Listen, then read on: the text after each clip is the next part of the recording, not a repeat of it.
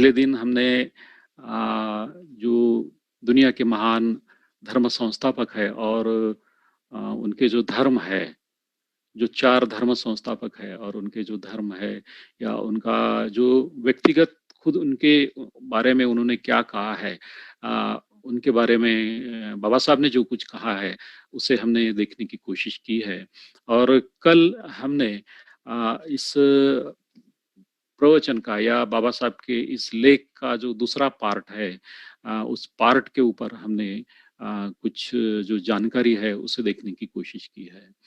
तो बाबा साहब ने अपने इस दूसरा जो पार्ट है उनके इस लेख का, तो उसमें बाबा साहब ने आ,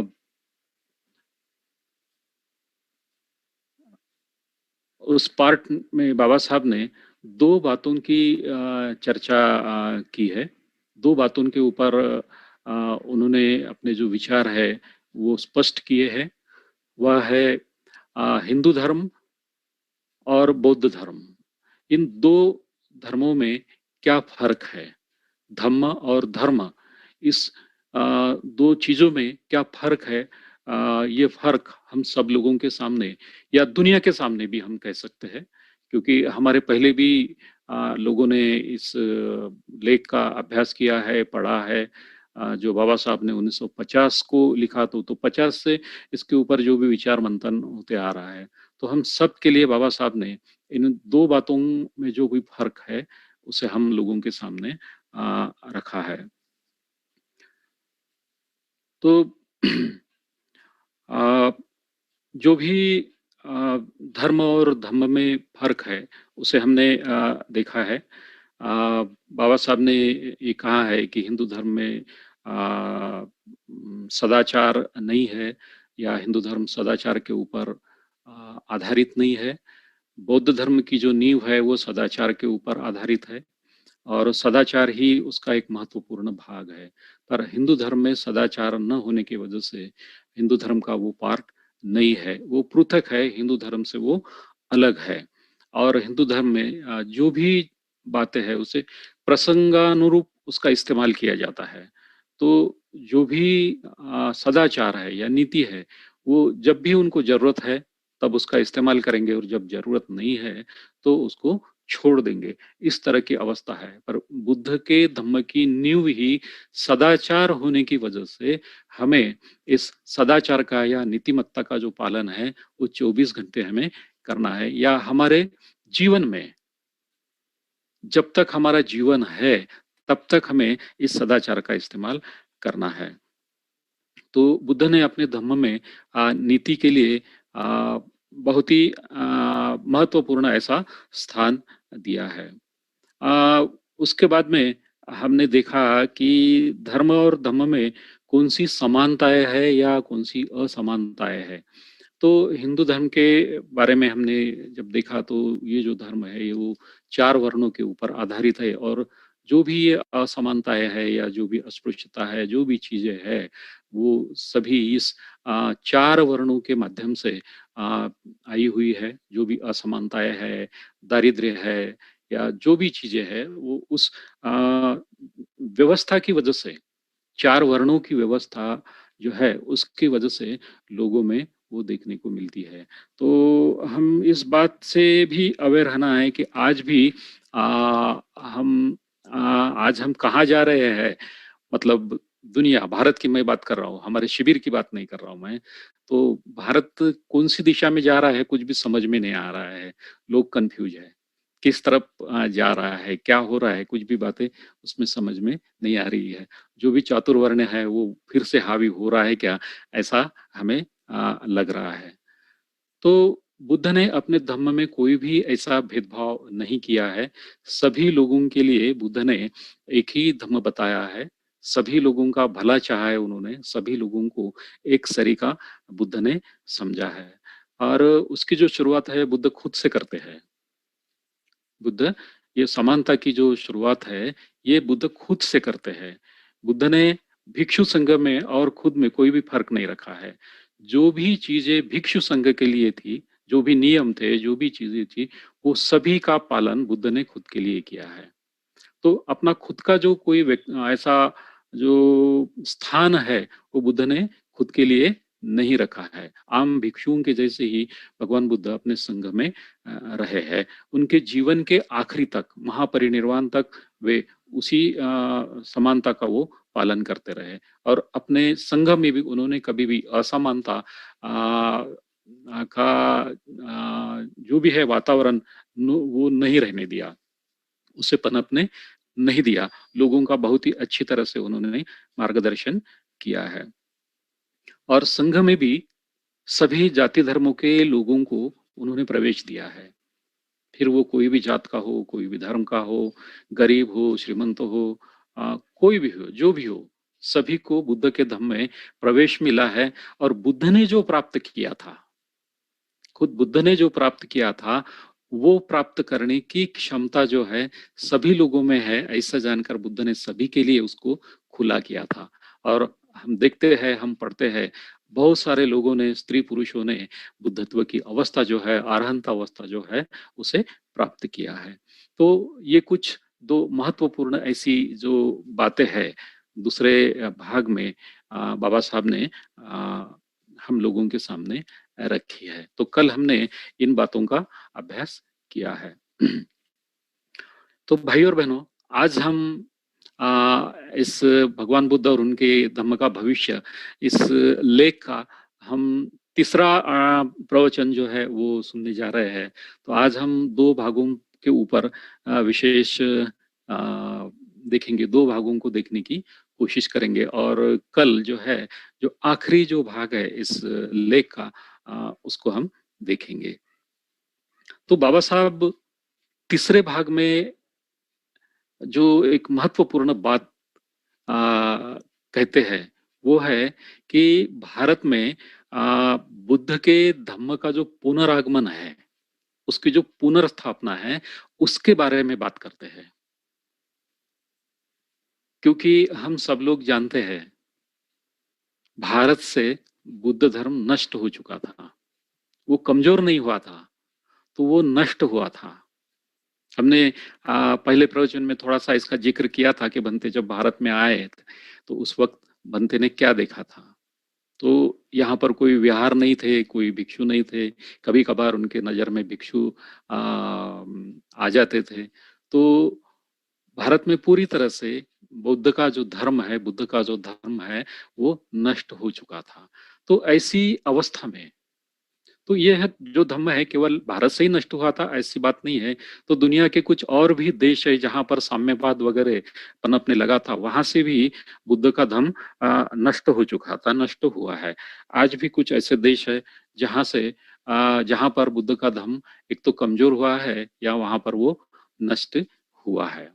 तो भारत में एक अच्छी बात है कि हमें बाबा साहब मिले हैं, जिनकी वजह से भारत में हम बुद्ध धम्म के पुनरुत्थान को देख रहे हैं और उसका आचरण भी कर रहे हैं। तो इस यह जो अपेक्षा है, ये बाबा साहब ने रखी है कि नहीं, भारत से अगर बुद्ध धर्म का उच्चाटन होता भी है, वो नष्ट होता है, तो वो पुनर्स्थापित भी हो सकता है। तो इसकी जो शुरुआत हम देखते हैं पुष्यमित्र श्रृंग से हुई है। जब पुष्यमित्र श्रृंग ने राजा बृहदत्त का उनकी हत्या की और उसके बाद में मनुस्मृति का जबरदस्ती से वहां पर लागू किया है मनुस्मृति को, और भिक्षुओं की जो भी हत्या है उन्होंने की है। उसी तरह से जो भी वहां पर बौद्ध लोग थे, उनको भी उन्होंने तकलीफ दी है और वो सभी डर के वजह से वहां से या तो भिक्षु लोग दूसरे देश में चले गए, और जो भी गृहस्थी बौद्ध थे वो भी फिर उन्होंने बुद्ध धर्म का पालन करना या उसका आचरण करना छोड़ दिया था। और वे भी फिर बुद्ध धर्म का पालन उन्होंने छोड़ दिया, तो फिर वो दूसरे धर्म में या दूसरी इसमें कन्वर्ट भी हुए हो सकते हैं। और मनुस्मृति का जो पालन है या मनुस्मृति को उन्होंने फिर से लागू कर दिया और पहले से कहीं ज्यादा पैमाने पर कड़ी मात्रा में उन्होंने लागू कर दिया। तो सारी जो चीजें हैं वहां से, पुष्यमित्र श्रृंग का जो इतिहास है वहां से जो आती है, वो हम उसे देखते हैं। और अभी मैं ये कहूंगा कि 1956 के पहले तक उन बातों को महसूस करते थे। तो उसके बाद में वो कुछ खत्म हुआ, ऐसा नहीं कह रहा हूँ मैं। आज भी हम वो जो अनुभव है, कहीं-कहीं हम उसका अनुभव करते हैं। तो बाबा साहब ने बहुत ही अच्छी बात यहाँ पर कही है कि अ, भारत में जो बुद्ध का धर्म है, उसका पुनरागमन जो है, उसके कोई भी चिन्ह दिखाई नहीं देते हैं। यानी पुनरागमन के चिन्ह जो है वो दिखाई नहीं देते। बाबा साहब ने इसी लेख में उसका जिक्र किया है। तो यह एक जो बात है कि बुद्ध का धम्म जो नष्ट हुआ है अभी भारत में नहीं आएगा, तो यह एक नकारात्मक बात है। तो ये नकारात्मक बात ये दर्शाती है कि बुद्ध का धर्म अभी पुनः स्थापित नहीं होगा। बाबा साहब इसी बात को लेकर, इस नकारात्मक या नेगेटिव बात को लेकर एक बात कहते हैं कि लोग ऐसे अगर कहते हैं या लोगों का समझो ऐसा कहना है कि अभी ये पुनः नहीं हो सकता, वो लोगों का कहना है। मैं इस निराशावाद में शामिल नहीं हूं। बाबा साहब ये कहते हैं कि इस तरह के निराशावाद में मैं शामिल नहीं हूं। बाबा साहब यहाँ पर बुद्ध के धम्म का जो पुनरागमन है या पुनर्स्थापना है, उसके बारे में अपना आशावाद जो है वो यहाँ पर रखते हैं। तो हम बाबा साहब के जीवन में ये जो आशावाद है, केवल बुद्ध के धम्म के बारे में ही नहीं देखते हैं। हम बाबा साहब के जीवन की तरफ देखते हैं तो बहुत सारी कठिनाइयों का सामना बाबा साहब ने किया है। उनके जन्म से लेकर तो उनके आखिरी वक्त तक बहुत सारी कठिनाइयों का उन्होंने सामना किया है, पर बाबा साहब कभी भी निराश नहीं हुए। ये नहीं है कि बाबा साहब हमेशा यशस्वी हुए हैं, ऐसा भी नहीं है। अपयश भी उनके जीवन में आया है, पर ऐसी चीजों से बाबा साहब रुके नहीं। ऐसी चीजों को अपने जीवन का या अपने कार्य में बाबा साहब ने रोड़ा बनने नहीं दिया। तो बाबा साहब उन चीजों के ऊपर उठे और बाबा साहब ने अपने जो प्रयास है वो हमेशा उनको रखे हैं और अपने जो प्रयास है शुरू रखे और उन प्रयासों से बाबा साहब ने ये जो जीवन में पैदा होने वाली निराशा है या नकारात्मकता है, उसके ऊपर बाबा साहब ने काम किया है, कठिनाइयों के ऊपर काम किया है।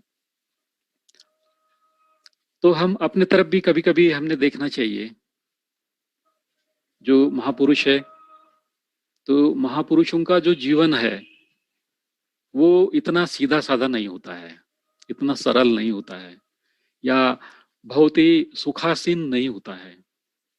उनको बहुत ही बड़ी बड़ी कठिनाइयों से गुजरना पड़ता है। बाबा साहब इन कठिनाइयों से गुजरे, खुद सिद्धार्थ इन कठिनाइयों से गुजरे, बुद्ध बनने के बाद भी वो कठिनाइयों से गुजरे। बनते संघरक्षित जो है, जो भारत में आए थे, जिन्होंने संघ की स्थापना की है, वे भी इन कठिनाइयों से गुजरे।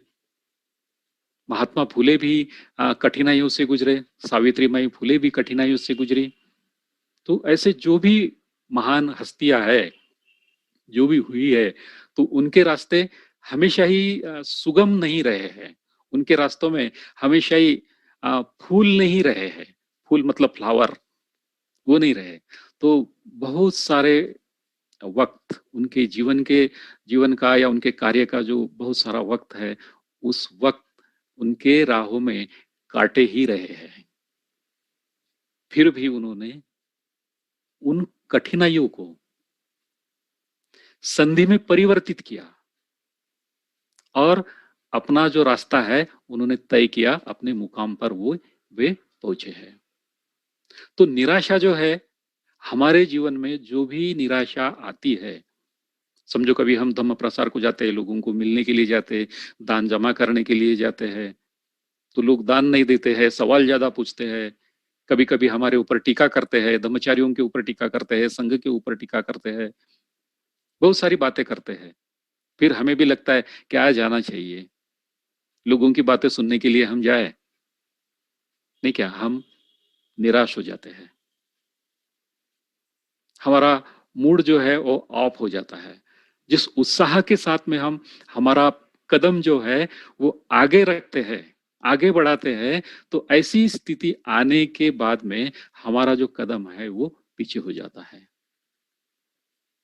ऐसे वक्त में हमने बाबा साहब को, भगवान बुद्ध को, बनते को, महात्मा फूले जी को, सावित्री माई फूले को हमारे सामने रखना चाहिए,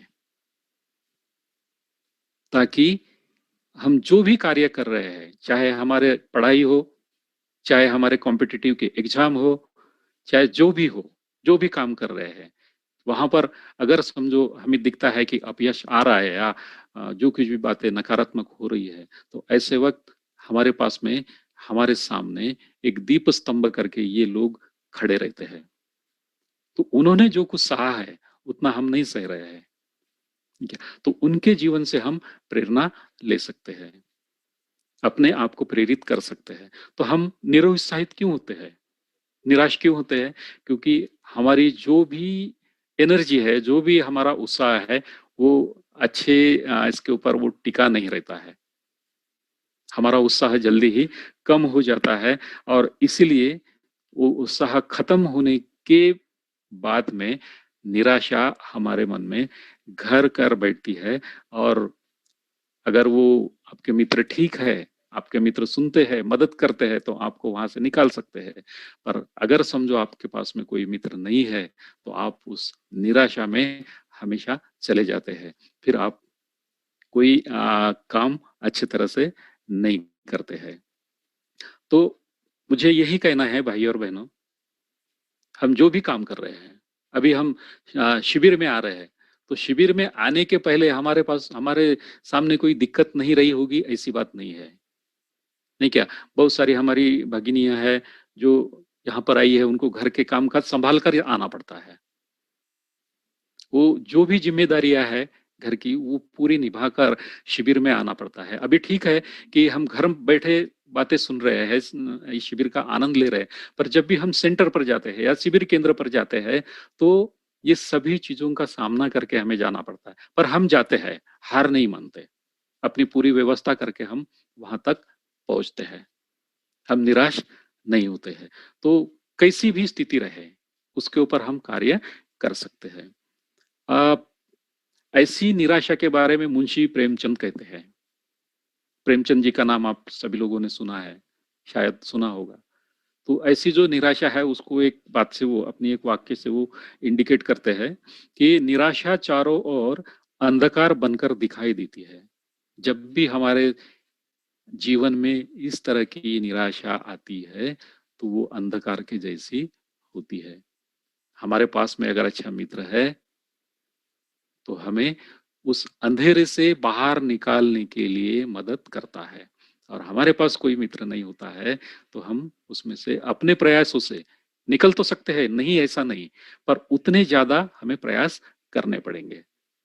पर बहुत सारे लोगों के बारे में हम यही देखते हैं कि वो अपने प्रयास छोड़ देते हैं। फिर अगर समझो हमारी मित्र दीक्षा नहीं हुई, तो हम अपने प्रयास छोड़ देते हैं। मैं एक बार औरंगाबाद में था, आ, पढ़ाई कर रहा था, और मैं नया नया संघ के संपर्क में आया था, मुझे नहीं पता था कि ये मित्र क्या होते हैं वगैरह वगैरह। तो एक शिविर में मैं गया, और शिविर में मित्र दीक्षा थी। तो वहां पर एक कम्युनिटी में रहने वाला बच्चा था, शायद आप भी बहुत पुराने अगर मित्र होंगे तो आपको ये बात का अंदाजा होगा कि पहले मित्र समारंभ होना थोड़ा सा कठिन था, लोग ज्यादा ही यानी कुछ ये लगाते थे, नहीं क्या? तो मित्र दीक्षा जल्दी नहीं होती थी। अभी तैयारी करके लेते हैं और मित्र दीक्षा भी होती है, तो ये बहुत अच्छी बात है, एक अच्छा एक डेवलपमेंट है इस संघ का। तो उस शिविर में आ, चार पांच लोगों की दीक्षा हुई मेरे ख्याल से, हाँ 5 लोगों की दीक्षा हुई, मित्र दीक्षा हुई। पर वहां पर एक लड़के की दीक्षा नहीं हुई। अच्छा था, वो प्रयास करता था, केंद्र पे रहता था, पढ़ाई भी करता था, पर उसकी दीक्षा नहीं हुई, उसके पिताजी की दीक्षा हुई। तो वो इतना निराश हुआ, इतना निराश हुआ कि जैसा ही उसको पता चला कि मेरे पिताजी की दीक्षा है और मेरी नहीं है, तो वो जैसा ही पता चला वो शिविर छोड़कर अपना पूरा सामान उठाया उसने और वो भाग गया। शिविर छोड़कर वो भाग गया। तो वो घर नहीं गया, सेंटर पे नहीं गया, वो दूसरे गांव चला गया। अभी संघ ने तो कभी मित्र समारंभ बंद नहीं किए, है कि नहीं? हर साल मित्र समारंभ होते हैं, ब्रह्मचारी दीक्षा होती है, ब्रह्मचारिणियों की दीक्षा होती है, नहीं क्या? तो दीक्षाएं हमेशा चालू है। तो ये आशावाद रखने के बजाय कि भाई आज नहीं तो कल मेरी दीक्षा हो जाएंगी, ये आशावाद रखने के बजाय हम इस निराशावाद में चले जाते हैं कि अरे अभी मेरी दीक्षा नहीं हुई तो अभी कुछ भी नहीं रहा, चलो छोड़ दो। ऐसा नहीं है। बुद्ध को भी एक ही इसमें बुद्धत्व की अवस्था प्राप्त नहीं हुई। हम अगर बुद्ध के जीवन की तरफ देखते हैं तो एक ही बार में उनको बुद्धत्व की अवस्था प्राप्त नहीं हुई। उनको भी बहुत सारे एक्सपेरिमेंट से गुजरना पड़ा। वो अपने 3 गुरुओं को मिले, उदकराम पुत्र, कालार कलाम, इनको मिले, उनकी शिक्षा ली, उनको समाधान नहीं हुआ, आगे बढ़े, बहुत बड़े व्रत किए, नहीं क्या? कितनी कठिनाइयों से गुजर कर उन्होंने बुद्धत्व की प्राप्त की। पर हम छोटी सी बात के लिए हमारे मार्ग को त्याग देते हैं।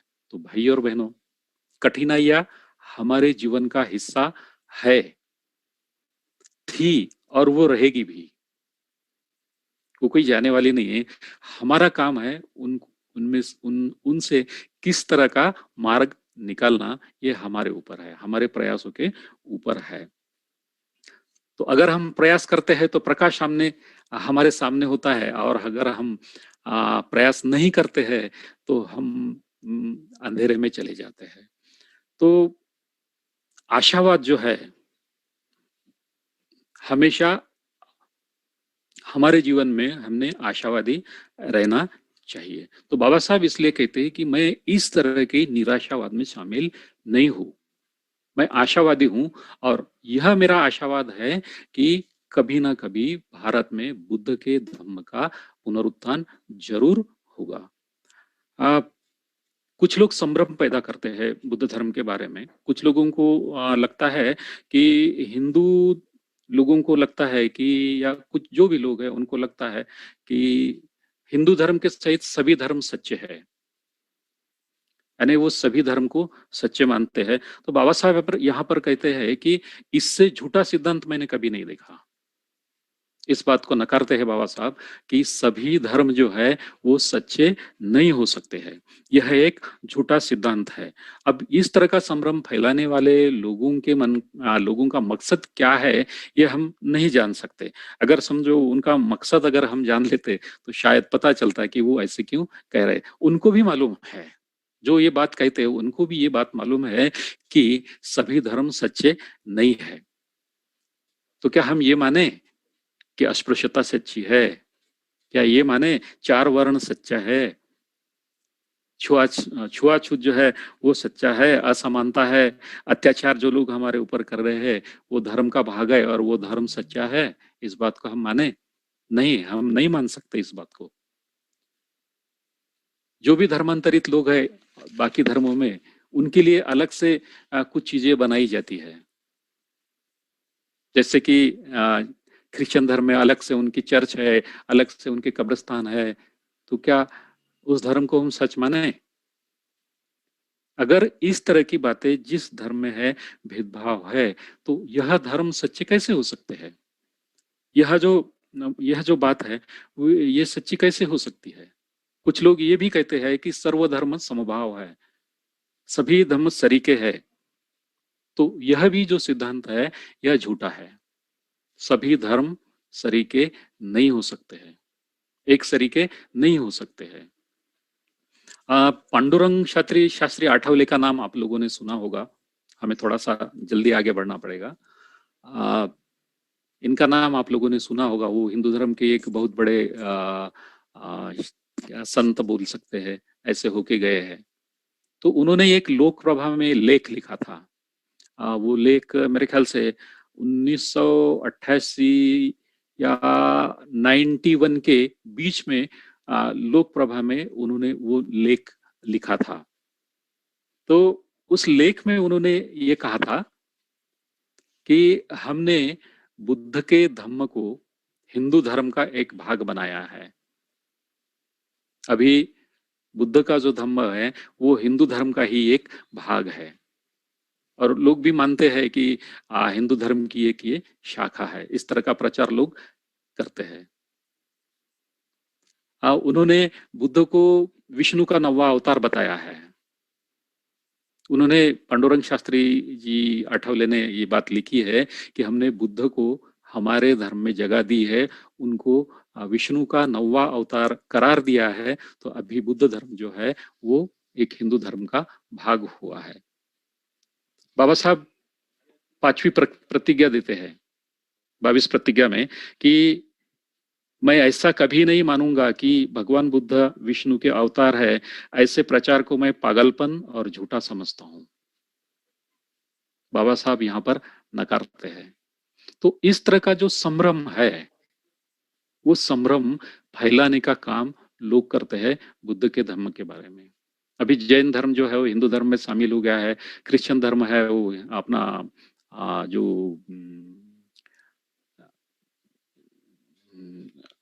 क्या ये बोलेंगे अपन, सिख धर्म जो है वो हिंदू धर्म में शामिल हो गया है।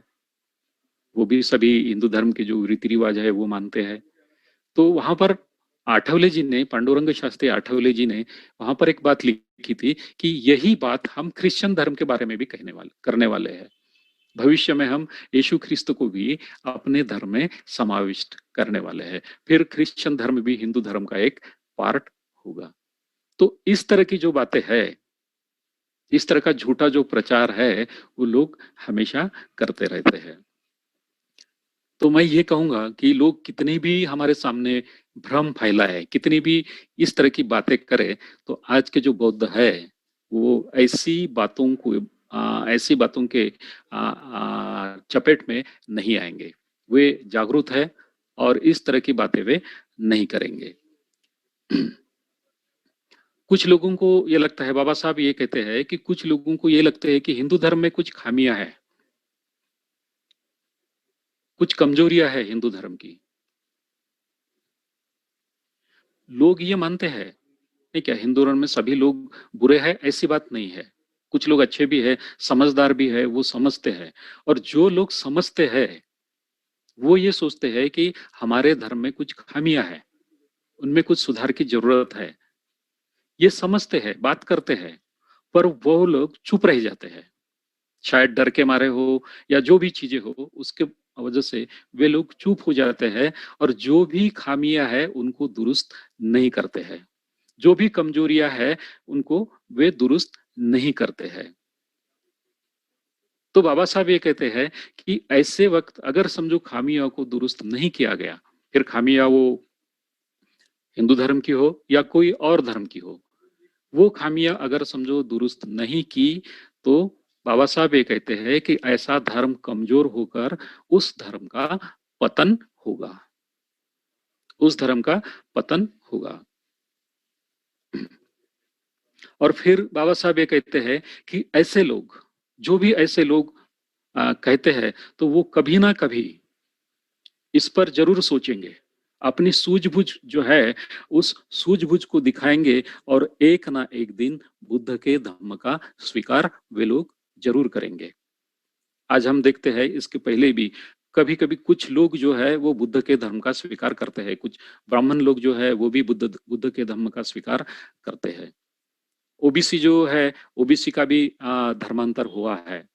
लक्ष्मण माने ने भी बुद्ध के धर्म का स्वीकार किया है अपने कुछ लोगों के साथ में। तो ऐसे धर्मांतर के जो कार्यक्रम है अभी हो रहे हैं। बाबा साहब ने जो दीक्षा दी उसके पश्चात बहुत सारी चीजें ऐसी हुई है। ये जरूर है कि इनकी संख्या जो है कम है, पर एक दिन जरूर ऐसा आएगा कि ये जो धर्मांतर के प्रोग्राम है ये भी बढ़ेंगे और धर्म में आने वाले जो लोग हैं इनकी भी संख्या बढ़ेगी।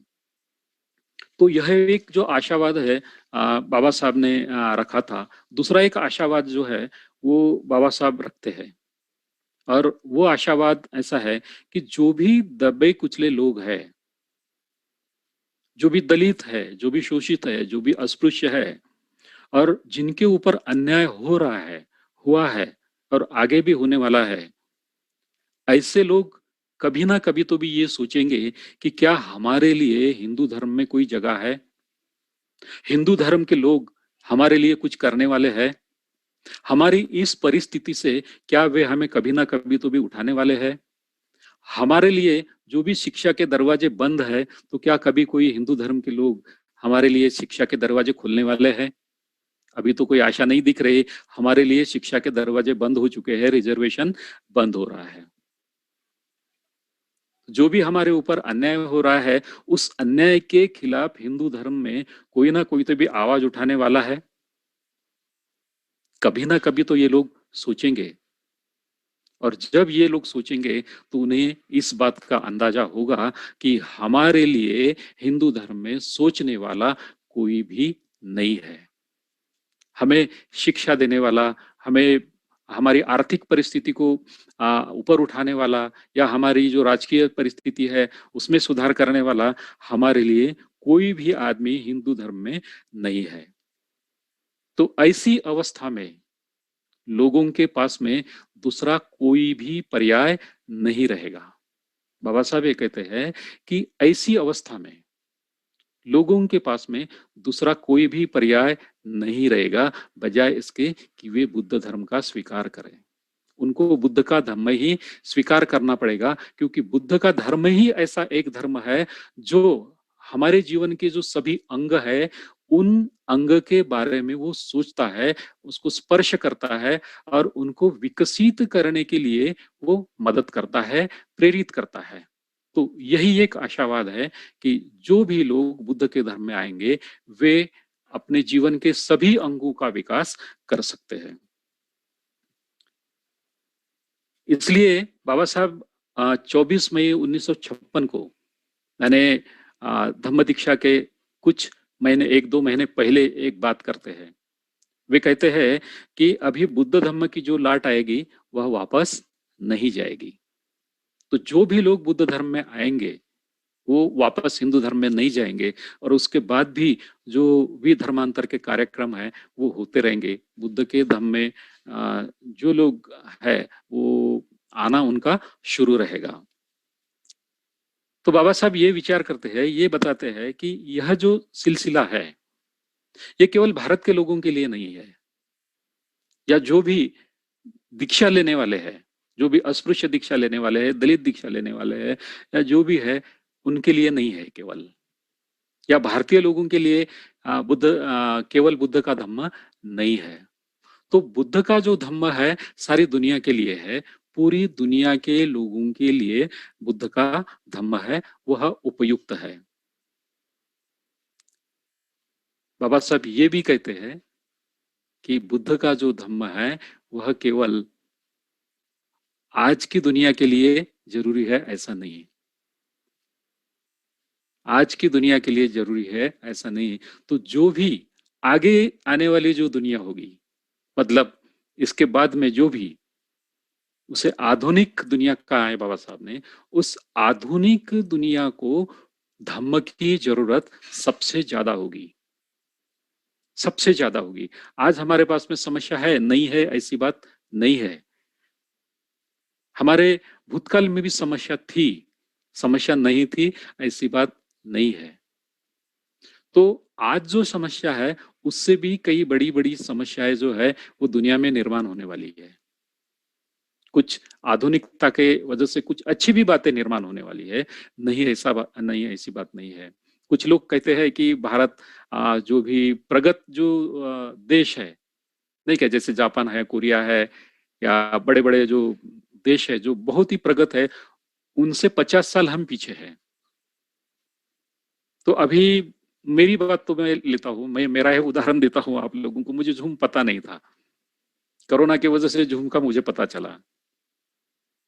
तो मैं ये सोचता हूँ कि मैं कितना पीछे हूँ, मुझे ये टेक्नोलॉजी मालूम नहीं। तो इससे भी बड़ी बड़ी टेक्नोलॉजी है जो मुझे पता नहीं है। पर ये जिस तरह से दुनिया का विकास हो रहा है, टेक्नोलॉजी बढ़ रही है, उस तरह से उनकी समस्याएं भी बढ़ रही है। तो इस समस्याओं में मदद करने वाला फिर कौन सा धर्म है? तो इस समस्याओं से लोगों को निकालने वाला, राहत देने वाला एक ही धर्म बचता है, और वो है केवल बुद्ध का धम्म। और इसलिए बाबा साहब कहते हैं कि आधुनिक दुनिया को बुद्ध के धम्म की जरूरत सबसे ज्यादा है।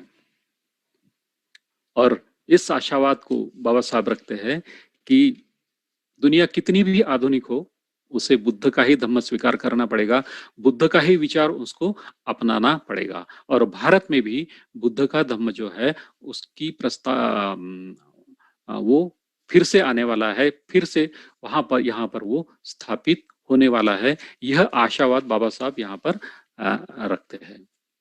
तो यह तीसरा जो भाग है उसमें बाबा साहब इस बात का जिक्र करते हैं कि भारत में बुद्ध का धम्म जो है वो फिर से पुनर्स्थापित होगा, इसका आशावाद यहाँ पर बाबा साहब रखते हैं। और इसके लिए कुछ उदाहरण बाबा साहब देते हैं जिसका हमने जिक्र किया है। और फिर चौथे भाग में बाबा साहब एक बहुत ही महत्वपूर्ण बात करते हैं, बहुत ही महत्वपूर्ण बात करते हैं। बाबा साहब 4 कसौटियों की बात करते हैं, या जो भी जरूरतें हैं, धर्म की जरूरतें हैं, उनकी बात बाबा साहब करते हैं। तो ये ऐसी जरूरतें हैं, अगर धर्म में ये कसौटियां या ये 4 बातें अगर नहीं होती है तो वह धर्म लोगों की मदद नहीं कर सकता है। जिस धर्म में ये 4 बातें होंगी वही धर्म लोगों के लिए सबसे अच्छा होगा, ये कहते हैं। तो ये कौन सी बातें हैं? बाबा साहब ये 4 बातें बताते हैं कि धर्म में सदाचार या नैतिकता होनी चाहिए, धर्म की परिभाषा विज्ञान के अनुकूल होनी चाहिए,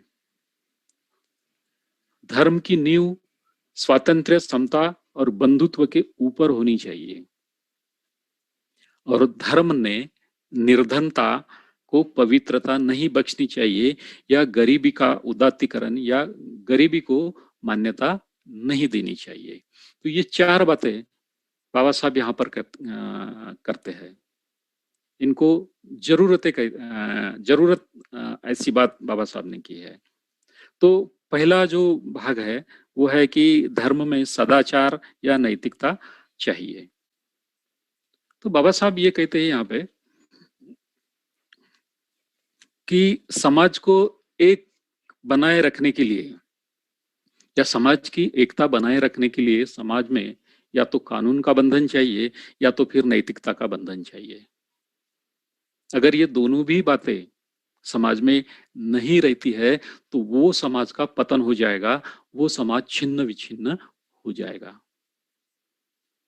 अभी हर समाज में कुछ लोग उपद्रवी होते हैं। उपद्रवी मतलब जो भी समझो चोरी करते हैं, खून करते हैं, दंगाई जो लोग हैं, गाली गलौज करने वाले लोग हैं, कुछ अपनी जो हुकूमत है नहीं क्या, वो हुकूमत को प्रस्तापित करने वाले लोग हैं। तो इस तरह के जो लोग हैं, इनमें इनमें सभी लोग शामिल हैं, महिलाएं भी है और पुरुष भी है, केवल पुरुषों के लिए बाबा साहब ने ये नहीं कहा है। तो जो भी इस तरह की मानसिकता वाले लोग हैं या इस तरह का जो काम करते हैं, उन लोगों के लिए कानून का बंधन होना बहुत ही जरूरी है। और इनके लिए कानून का बंधन इसलिए होना जरूरी है कि ये लोग जो है ये मात्रा में कम होते हैं, इनकी संख्या जो है वो कम होती है। इनके लिए इसलिए इनको काबू में रखने के लिए कानून का बंधन बहुत ही जरूरी है, ताकि ये समाज में उपद्रव पैदा ना करे। पर ज्यादा जो हिस्सा है समाज का वो जो है तो इस तरह का काम नहीं करते हैं लोग, वो बहुत ही शांत रहते हैं या अपना अपना जीवन व्यतीत करते हैं। तो ऐसे लोगों के लिए फिर नीतिमत्ता का बंधन या सदाचार का बंधन जरूरी होता है, और ऐसे लोगों को सदाचार के ऊपर छोड़ना पड़ता है। बाबा साहब ये कहते हैं कि उनको नीतिमत्ता के बात पर या सदाचार की बात पर उनको छोड़ना ही पड़ता है। तो इस तरह से ये पहली बात करते हैं हम। एक उदाहरण देख सकते हैं। आप सभी लोगों को शायद वज्जी के बारे में पता होगा, है कि नहीं? वज्जी के बारे में आप लोगों को पता होगा। अभी ये पूरी बात मैं ये नहीं बताऊंगा, पर जब तक वज्जी लोगों में वो अपने नियमों से बंधे हुए थे। उन्होंने जो नियम बनाए थे अपने साम्राज्य के लिए, अपने गांव के लिए, जो भी नियम उन्होंने बनाए थे और उन नियमों के तहत वे रहते थे, तो तब तक उनको कोई भी जीत नहीं सका। कोई भी राजा है जिन्होंने उनके ऊपर आक्रमण किया, वो सभी परास्त हुए। पर जब वज्जी लोगों ने इन नियमों का पालन करना छोड़ दिया, दूसरों के इफेक्ट में आए, और जब से उन्होंने वज्जी लोगों ने इन नियमों का पालन करना छोड़ दिया, उसके बाद में जिसने भी उनके ऊपर आक्रमण किया, तो ऐसा कहा जाता है कि वज्जी लोगों में ऐसा कोई भी सामने नहीं आया कि अभी दूसरा राजा हमारे ऊपर आक्रमण कर रहा है, तो कम से कम हमारे नगर के दरवाजे तो भी बंद किए जाए। तो वो दरवाजे भी बंद करने के लिए कोई भी वज्जी का आदमी सामने नहीं आया। इस तरह की मनमुटाव वज्जी लोगों में हुए,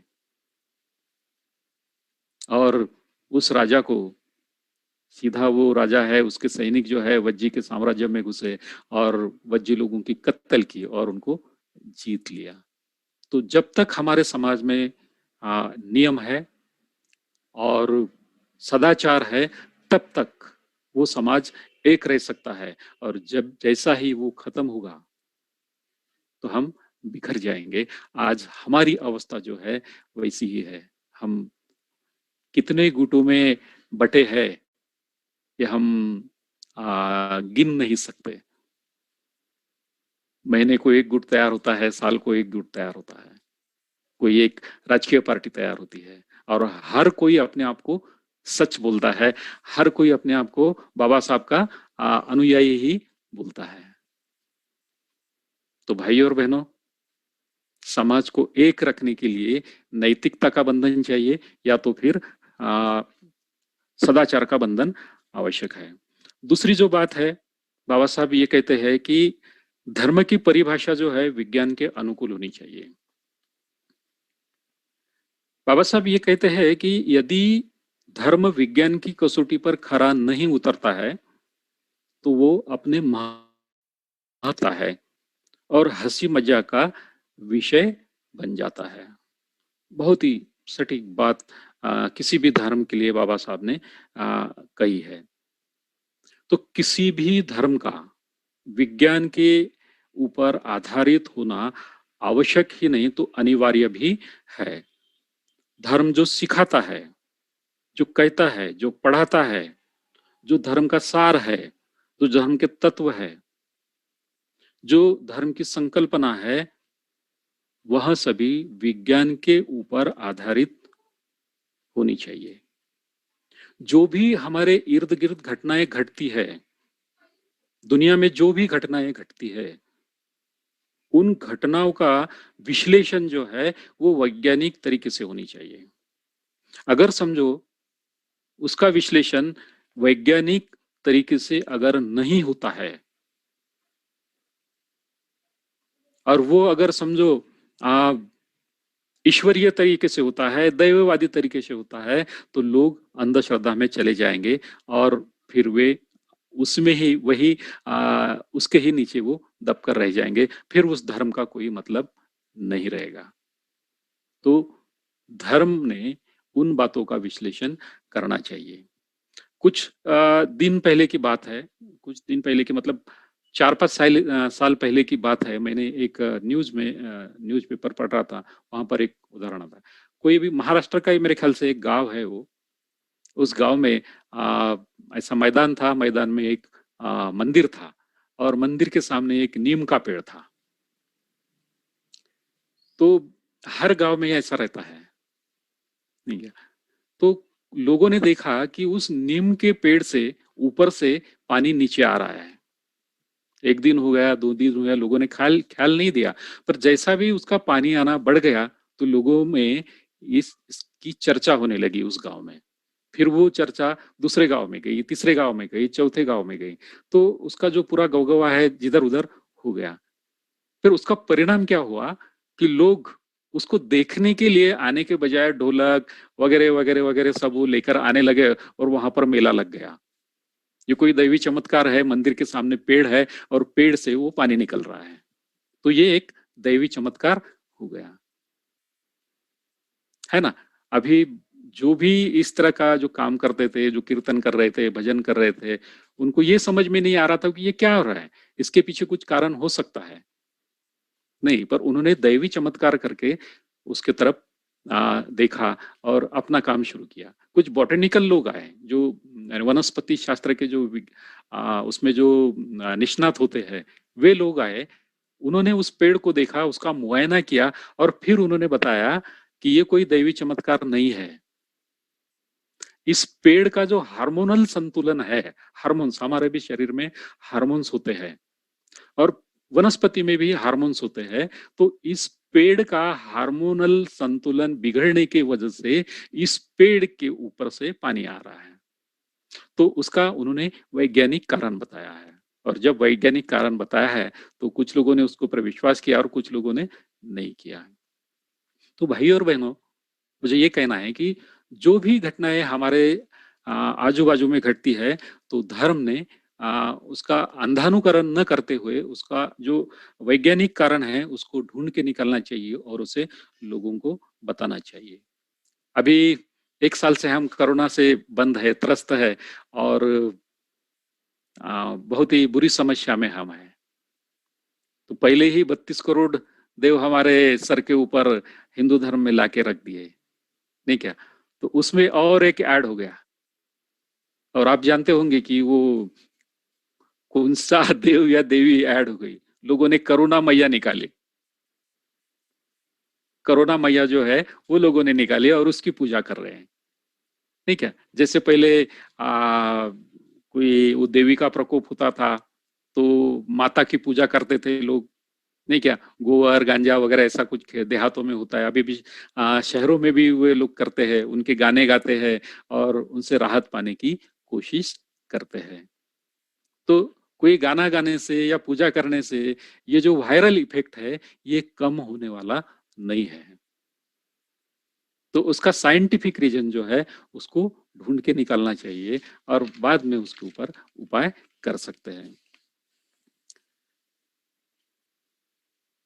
कुछ आ, लोग ये कहते हैं कि इस सृष्टि का जो विकास है या सृष्टि का निर्माण जो है, या यहाँ पर जो भी जीव जंतु है, जो भी मनुष्य है, आप है, मैं हूँ, हम सभी का निर्माण किसी ऊपर वाले ने किया है, किसी ईश्वर ने किया है। हम सभी को उसने निर्माण किया है। जो कुछ भी घटता है उसकी इच्छा के अनुसार घटता है। हवा है, पानी है, सभी चीजें, बीमारियां है, सभी चीजें उसकी इच्छा के अनुसार घटता है। हमने धर्म और धम्म के बारे में देखा, जब धर्म का विकास तीसरे टप्पे में आया तो इस तरह की बातें धर्म के विकास में आई थी। पर बुद्ध क्या कहते हैं? बुद्ध ये कहते हैं कि इस दुनिया को किसी ने भी निर्माण नहीं किया। ना हवा को किसी ने निर्माण किया, ना पानी को किसी ने निर्माण किया, ना मनुष्य को किसी ने निर्माण किया, ना जीव जंतुओं को किसी ने निर्माण किया। तो उनका विकास हुआ है, पृथ्वी का विकास हुआ है।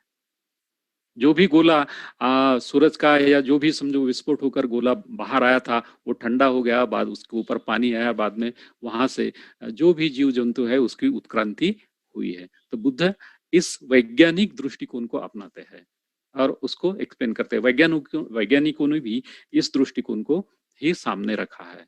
तो सृष्टि का विकास हुआ है, उसको किसी ने बनाया नहीं है। तो धर्म जो भी कहता है वो वैज्ञानिक कसौटी पर सिद्ध होना चाहिए। अगर वैज्ञानिक कसौटी पर सिद्ध नहीं होता है तो फिर वो मजाक का विषय बन जाता है। फिर हम भी गणपति के जैसे बुद्ध को दूध पिलाने लग जाएंगे, और लोगों ने पिलाया है। आप चर्चा कर सकते हैं, कुछ कुछ लोग हमारे बीच में भी हो सकते हैं, नहीं क्या? गणपति दूध पीता है तो भाई हमारा बुद्ध दूध क्यों नहीं पीता है? तो हमारे बुद्ध ने भी दूध पीना चाहिए, ठीक है। तो जैसा मैंने कल आप लोगों को बताया था कि हमने चीजें बदल दी, मानसिकता नहीं बदली। जैसा आम के पत्ते का तोरण पहले बांधते थे, तो हम पीपल के पत्तों का तोरण बांधते हैं। चीजें सिर्फ बदल दी हमने, हमारी मानसिकता नहीं बदली, हमारे उद्देश्य नहीं बदले। तो तीसरी जो बात है वो बाबा साहब रखते हैं, आप इसकी चर्चा कीजिए, मैं केवल नाम बताऊंगा इसके। तो धर्म स्वातंत्र्य, समता, बंधुता के ऊपर आधारित होना चाहिए और धर्म ने इन तीन तत्वों को मान्यता देनी चाहिए। और जो चौथा है, अभी ये जो चीजें हैं बहुत सारी, स्वातंत्र्य, समता और बंधुता है, ये धर्म में क्यों होना चाहिए आप लोगों को भी पता है, मैं एक्सप्लेन नहीं करूंगा। जो हमारा वक्त है वो बहुत ही तेजी से आगे बढ़ रहा है। और आखिरी का जो मुद्दा है वो है कि धर्म ने निर्धनता को पवित्रता नहीं बहाल करनी चाहिए। आखिरी का जो मुद्दा है, ये चार मुद्दों में से बाबा साहब ये कहते हैं कि धर्म ने निर्धनता को पवित्रता बहाल नहीं करनी चाहिए या गरीबी का उदात्तीकरण नहीं करना चाहिए। उदात्तीकरण का मतलब है कि किसी चीज को उसके श्रेष्ठ या पवित्र रूप में प्रस्तुत करना या उसे श्रेष्ठ है ऐसा बताना। अभी कुछ धर्म ऐसे है कि जो अस्पृश्यता है, ये गरीबी है, नहीं क्या, इस चीज को वे पवित्र काम नहीं करना चाहिए, उस परिस्थिति के ऊपर उठने के लिए कार्य नहीं करना चाहिए, या वैसा ही उसने रहना चाहिए। बीमार है तो उसने बीमार ही रहना चाहिए, गरीब है तो गरीब ही रहना चाहिए। कोई किसी के ऊपर अत्याचार है तो उसने क्या अत्याचार ही सहन करते रहना चाहिए? नहीं, ऐसी बात नहीं है। बाबा साहब ने ये नहीं बताया। बाबा साहब ने ये बताया है कि जिस परिस्थिति में आप है, अगर विपरीत परिस्थिति में आप है, तो आप वहां से ऊपर उठने का काम आपको खुद को करना है और आपको उससे बाहर निकलना है।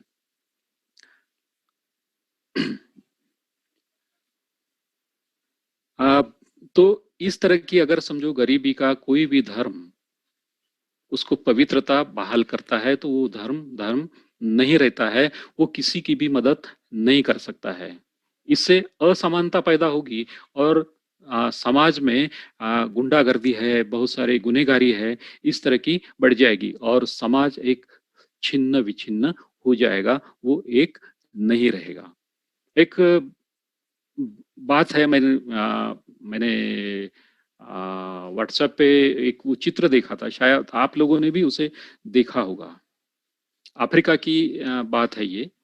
अफ्रीका के जंगल में कोई एक फॉरेनर फोटोग्राफर है, वो वहां पर गया था, वहां पर भूखमरी है और बहुत सारे यानी कुपोषण ग्रस्त लोग हैं, महिलाएं हैं, पुरुष है, बच्चे हैं। तो ऐसा ही एक बच्चा, कुपोषण ग्रस्त बच्चा जो है, वो वहां पर उसको दिखा, यानी बहुत ही पूरे यानी हड्डियां ही समझो उसकी दिख रही थी, पूरा शरीर जो है वो अस्थि पंजर हो गया था, बहुत ही बुरी अवस्था में वो बालक वहां पर था।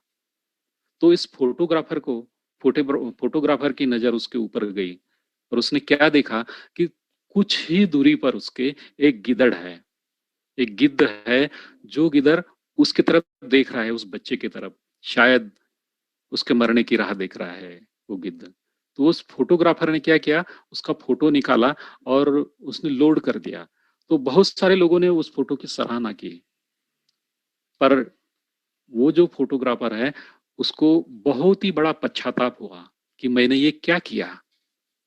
वो बच्चा किस हालत में है, मैंने उसकी मदद करने की बजाय, उसको कुछ खाना देने के बजाय या पानी देने के बजाय, मैंने उसकी फोटो निकाली और उसको लोड किया और लोग उसकी वाह वाह कर रहे हैं।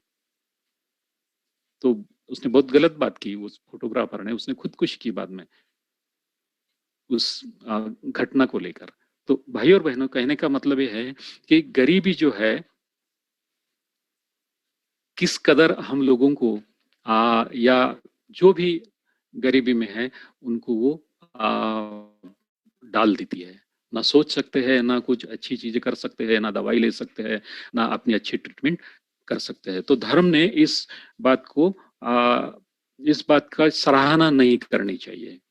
बाबा साहब 12 फरवरी 1938 को मनमाड़ में एक युवक परिषद में बाबा साहब कहते हैं कि इंसान संकट में और दारिद्र्य में जब घिर जाता है, इंसान संकट में और दारिद्र्य में जब घिर जाता है, तब वह निराश हो जाता है। मैं यशस्वी नहीं हो पाऊंगा, ऐसी भावना में उसमें उत्पन्न होती है। अगर इस भावना से वह इंसान घिर गया, तो कोई काम का नहीं रहता। हर युवक ने अपनी आशा को बनाए रखना है और आशा को छोड़ना नहीं है। अगर हम गरीब है तो भी हम में महत्वाकांक्षा रहनी चाहिए और उसके सिवा हम प्रयास या कोशिश नहीं कर सकते। समझो गरीबी भी है तो भी हमारे प्रयास हमने नहीं छोड़ना चाहिए। हमारी जो आशा है या जो हमारी महत्वाकांक्षा है उससे हमने हार नहीं मानना चाहिए। तो हमेशा हमने आशावादी रहना चाहिए। भगवान बुद्ध ने कभी भी गरीबी को पवित्रता नहीं बहाल की या वो पवित्र है ऐसा नहीं कहा। भगवान बुद्ध ने यही कहा कि आप नीतिमत्ता से धन कमाओ और नीतिमत्ता से धन कमाकर आप बड़े बन जाओ। बड़े बनने की भगवान बुद्ध ने प्रेरणा दी है। तो ये चार बातों का जिक्र करने के बाद में, चार कसौटियों का जिक्र करने के बाद में बाबा साहब आखिरी में कहते हैं कि ऐसा कौन सा धर्म है दुनिया में जो इन मानवीय आवश्यकताओं को पूरा कर सकता है, सभी कसौटियों को पूरा कर सकता है। अभी कोई नया धर्म संस्थापक, नया धर्म तो निर्माण करने वाला नहीं है, स्थापन करने वाला नहीं है। तो हमारे सामने जो भी धर्म है, उन्हीं धर्मों में से हमको कोई एक धर्म चुनना पड़ेगा। तो फिर ऐसा कौन सा धर्म है इन सभी आवश्यकताओं को पूरा कर सकता है, सभी कसौटियों को पूरा कर सकता है, ताकि एक इंसान की सभी जरूरतें पूरी हो। तो बाबा साहब ये कहते हैं कि केवल एक ही धर्म है और वो केवल बुद्ध का धर्म है। बुद्ध का धम्म ही इन सारी आवश्यकताओं को पूरा कर सकता है। वही धर्म एक मानवतावादी धर्म है और मानवतावादी शिक्षा जो है बुद्ध की, वो सभी को प्रेरित करती है। वो भी इसी जीवन में प्रेरित करती है। मरने के बाद की बाबा साहब ने बात नहीं की। तो हम जिस जीवन में है, जिस अवस्था में है, उसी अवस्था में हमें धर्म काम में आना चाहिए। हम उसी अवस्था में हमें आगे लेके जाने के लिए धर्म ने प्रेरणा देनी चाहिए। तो भाई और बहनों, इन दो भागों के ऊपर हमने कुछ चर्चा करने की कोशिश की। आप लोगों ने मुझे बड़ी शांति से सुन लिया। आप सभी लोगों का मैं शुक्रिया अदा करता हूँ, सभी का मैं पुण्यानुमोदन करता हूँ और यहीं पर रुकता हूँ।